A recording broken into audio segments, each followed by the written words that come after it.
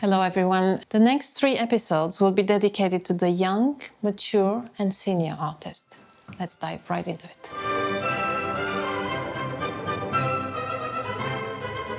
In order to start, build up and support a long-term career, young artists need not only musical talent and high-quality training, which are of course still most essential, as we saw in the previous episode, but also practical professional help, support, mentoring and guiding, so that they find the opportunities to actually be heard and they learn how to come in contact and deal with backstage professionals. Young performers need to start working on the practicalities of a working path in music long before the end of their studies. If they have already decided they cannot leave without being on stage. An additional, different type of skill is needed to make a career at any level, national or international. Some will go about it more naturally than others, but the actual basic information of how our professional music world really functions is a complex professional and human matrix. It is essential to know how things work in the real world to have a chance as a performer. Aside from working towards finding and developing their musically unique voice, young musicians need to learn to be entrepreneurs, and for this they need help. It is on one side the responsibility of the universities and conservatories to integrate these topics into their curriculum. It is on the other hand also our responsibility, professionals in the music world, to make ourselves available and provide advice and enriching content. Last but not least, it is the responsibility of the aspiring performing musicians to get out of the practice studio, get informed and self-teach. Where and how to start, what are the unwritten rules and conditions, how to carry on and how to keep developing. This is a learning by doing process. Being a musician implies quite often being a freelance professional without the comfortable security of a regular salary. The young generation needs to know quite a bit about the practical and business side of the music world to have a chance out there. And they need to be proactive. 1 hour a day should be a must. There are more music graduates than ever before coming out of conservatories across the globe every year. Finding one's place, despite talent and preparation, is no easy task. It is a challenge to be out of music school, and one needs to be prepared and guided. With this content, I hope to contribute a little bit to training, indirectly mentoring and helping our young musicians navigate comfortably with what comes next, so that they become young musicians that will step into real life with eyes wide open and with the adequate tools to start knocking on the right doors. Young musicians prepared for a real professional life. Here are some questions of interest. What can one do aside from being a good musician and performer? I would say that the first one needs to dedicate 1 hour a day to the kind of content and information we provide here and to being proactive in contacting professionals that can help. Should one do competitions at all? If one looks at it as just another performance opportunity, then yes. Winning a competition is like winning the lottery. And if this is clear and there are no expectations, there is no possible deception and less stress. Just a positive learning situation. Even by not winning, one can get noticed. Are competitions a good tool to initiate a start? Yes, they can be. A very selected number of competitions can propel a performing path because they offer concerts and contacts to music professionals as part of the prize, and not just money. If there are no concerts, or hardly, the best one can do is to invest the money in a debut recording or a special project. What should one do when winning a competition? Play in public as much as you can and start building the web of contacts. Be as interested in the people that invite you as you are in the music you prepare, and stay in touch with the same promoters for a future invitation. Ask them for advice and recommendations to other promoters, to agents, to recording labels, to rich sponsors who would be willing to help. Find out who knows whom and who can give you a hand. That's what the dinners after concerts are good for. Apply for any young musician scheme you can find and seems interesting to you. Let yourself be surprised and think that you won't find unless you look. Imagine a deck of cards which comes with a certain number of good opportunities. If you don't keep drawing, you won't know which one it is.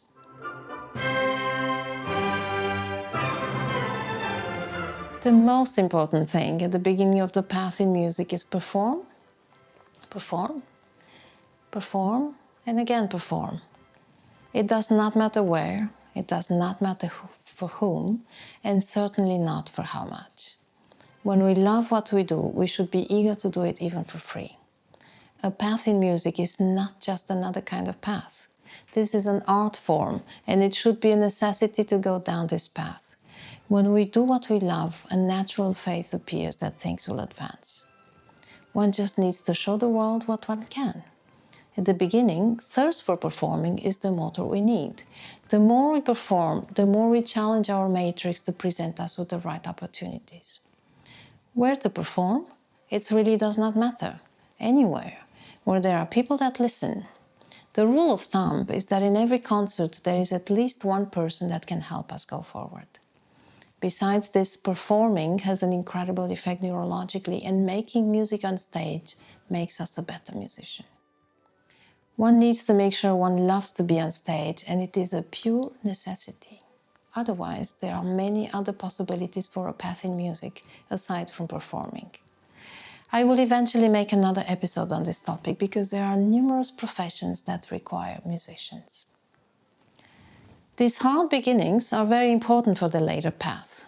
One learns how to get in touch with people, how to ask for favors, support and invitations, what it takes to make the logistics work when going to perform somewhere, contracts and negotiations, be it verbal or written, where to find sponsors and financial support for specific projects, and how to approach a promoter and other institutions with the goal of being invited for a concert. One also learns other people's languages, and I mean by that how to speak with all the people in a concert hall, starting with the portier, with the lights person, and up to the director. They are all human beings, and they will help you always with the right approach. Or not. It can sometimes be frustrating, as a lot of promoters will not offer breakthrough opportunities anymore, but play rather safe and invite already established artists. A young artist is watched for a longer time as ever, before taking the risk of an invitation in a good series. The point is to not give up. With the right development and constant trials, the day for that desired invitation will come. Across from this, we have other promoters who do invite young artists, and these are important in the beginning.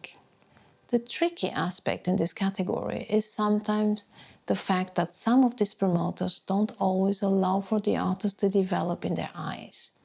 They keep inviting the same person whom they believe in and impresses them, but treat them as beginners for years. This also includes the fees they are not willing to increase gradually and organically.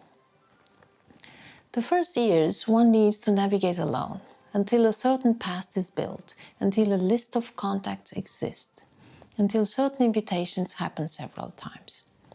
These first years are also the test and the learning process and the confirmation or the challenge whether a path in performing music is really what one wants to do. It is not an easy path, even if it looks glamorous from afar. By the time one gets to the glamour, years of hard work have passed. One learns a lot during these lonely years. It is a learning by doing process. How to contact people and ask for a concert or financial support for a project, how to apply for grants, how to keep in touch with people one knows could eventually help, etc. Most importantly, all this is the actual basis for working successfully with an agent. Understanding the mechanism will enable the relationship to a manager to be based on understanding, appreciation, and trust. A young artist will mostly perform locally in the beginning, in the city, region, and eventually in the rest of the country of origin, if things are going well. It is at this point, when one has been actively performing for some years and has built a reputation in its region or at the national level, that the moment to search for a manager arrives. The idea that the manager just appears backstage out of nowhere is the first false idea about a path in music we need to wipe clean. The chances that this happens are so slim that it is healthier to just erase it from human consciousness altogether. The pure reality is that one needs to actively start asking around, find out from promoters one trusts and performing colleagues who is out there and whom one should and could contact. This process can be very frustrating if we expect instant solutions. It takes studying other colleagues' websites and management firms' websites, and it can take years to find someone who can be convinced.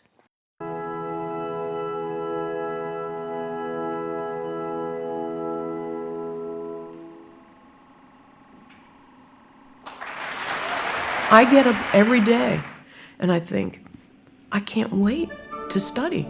I can't wait to conduct the orchestra. Every day for me is like, that Christmas when you couldn't wait to get up as a kid, 5 a.m., I gotta see what Santa brought me. I feel that every single day.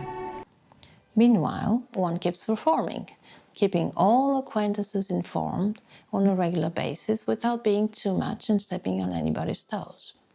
Invite managers to your concerts regularly. Be accommodating and appreciative of their time. It is in these first stages when a manager can judge the future problems or fluidity of a possible relationship with an artist. I cannot stress enough the importance of saying thank you. We see everyday artists who get in touch, write pages-long emails with the expectations to be answered. Sometimes an email strikes a chord with someone and one does get an answer. And when that happens, the artist again expects a yes. If it is a no, the frustration comes in and one forgets to say thank you. No one is obliged to spend time answering any email one did not ask for, and therefore an answer is not the result of an obligation but rather a kind gesture, which deserves a thank you despite the no. Thank you for taking the time would be the right way to go about this. It is such an important lesson to learn.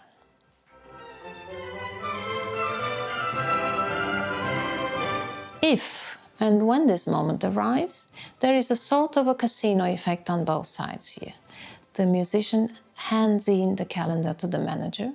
A percentage in commission will be paid on every concert from this moment on, and the manager takes a risk and invests time, knowledge, know-how, trust with promoters, and money in structure, personnel, and travels.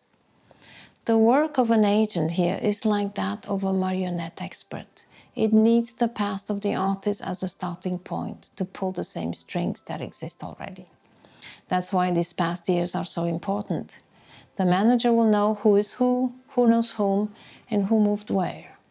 The same strings will have an exponential effect in these professional hands. Managers have exclusivity contracts with their artists, normally between 2 and 5 years. Some also work without a contract, but the exclusivity is implied. The first 6 months of such a working relationship will pretty much be enough to ascertain if the relationship could work out, because the communication between the two, the reacting upon each other, the exchange of ideas, and the follow-up, the reaction of promoters to the introduction of the new artist and the artist's lucky vibe will be a quick indicator. Any of these elements could be problematic and stop the flow and the real results. We need to think here of the same labyrinth we have spoken about before. This time, we are guided by the hand of a professional manager who knows where there is light to be seen under the door. So the dark doors will be discarded right away and time will be saved. However, which lit doors will really open up how the introduction of the new artist is to be seen. Not only it depends on all the things just mentioned, but most importantly on a certain destiny of the artist. Sometimes we move the little finger and things happen, and sometimes we work really, really hard and nothing happens. The results of the work with a new manager, if and how successful, should be seen in 2 years' time. Concerts are mostly confirmed anywhere between 6 months and 2-3 years in advance. This means that the manager will not have much income with the new artist for so long, and it explains why finding a manager is difficult in the first place. The odds that it won't work out and 2 years of work will be lost are very high. If it does work out, and there is a feeling of constructing a calendar which starts to fill, it will still take at least 5 years before a manager will be able to arrive to a zero balance on the work costs income spreadsheet. There is a phrase running in the world of management which pretty much says that a young artist needs an old manager and vice versa. An older, mature artist needs a young manager. Translation: a young artist needs a very experienced manager who is trusted in the field, and a mature senior artist needs someone full of energy and hungry for what they do and for making a difference. In reality, what every artist really needs is first and foremost an active, hard-working, professional, ethical manager with a creative mind. The age difference implied here is also an indication of our shortcomings as human beings, because as a species we still find it hard to respect and see value in someone of the same age or younger. There is also a cultural aspect at work. Additionally, in order to build up a young artist, the agency needs to balance the revenue with work with mature and senior artists. It is the only way to make this work. It is important for the younger generation to understand this, because it puts into perspective not only a certain idealistic aspect of the manager's implication, but also the generosity of the experienced artists in the same agency, very well aware of the fact that their concerts help to build up someone younger's future.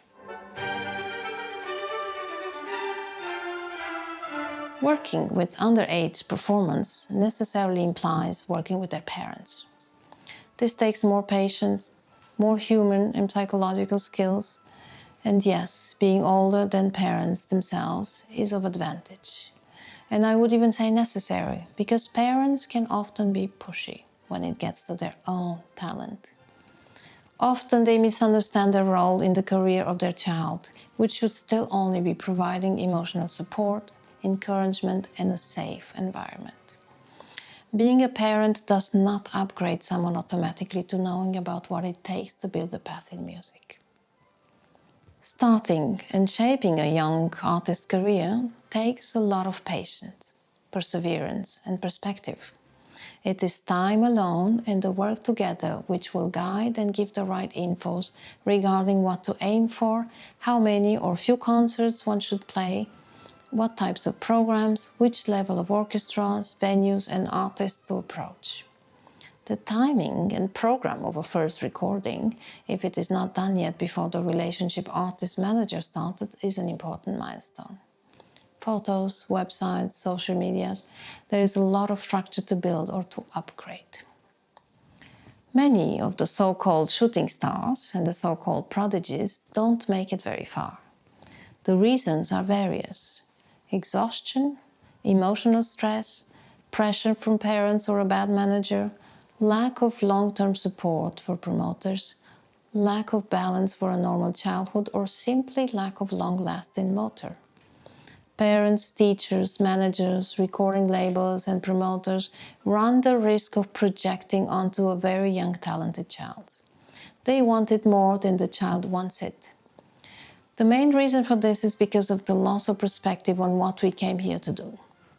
Even a child prodigy came here to do something else than being a child prodigy. This emphasized early musical start only puts the bar higher for a later development. In a way, having an out-of-the-ordinary talent is also a test, and a path like this leads often to pitfalls. Enjoying very early success makes the child vulnerable unless he is surrounded by mature and realistic parents and music professionals. It is tricky for managers because working with ethic implies here probably saying often no to invitations again and again. One needs experience and human skills to send no's, which are received with kindness. So yes, in this case alone, a mature older manager is needed for a very young or underage artist. Developing concert opportunities and therefore a career takes both time and discipline. Understanding the time that a manager/agent needs to put into finding new invitations and developing the tools to help the agent to be more effective is a key aspect of a successful relationship to an agency and to developing a path. It is therefore essential to know as much as possible about what this work implies, as it is never a one-way street, and the artists that have learned to work together with their agents are the ones that are successful on the very first level of our classical music world. A young artist should be patiently impatient and should learn how to manage his or her expectations while working intensely on music. Otherwise, the risk of suffocating the manager with unrealistic expectations is high and can achieve the contrary effect.